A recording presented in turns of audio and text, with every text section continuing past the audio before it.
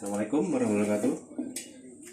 Malam ini saya akan mencoba ngasih tips sederhana mengatasi kompor gas yang sudah diganti gas baru tapi tidak mau nyala.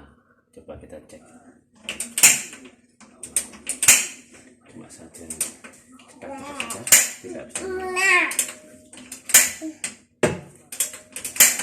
Dengar dia enggak, gasnya tidak mau keluar. Berarti kemungkinan di regulatornya ini ada yang tersumbat.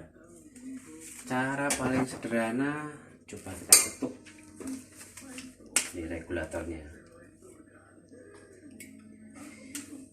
Dengan sedikit kita miringkan, pelan-pelan saja ngetuknya.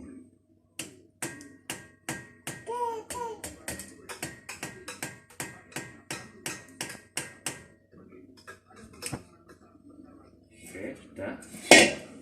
Kita coba lagi. Sederhana kan? Cara paling cepat, mudah, dan sangat sederhana. Jadi semisalnya mengganti tabung gas baru, posisi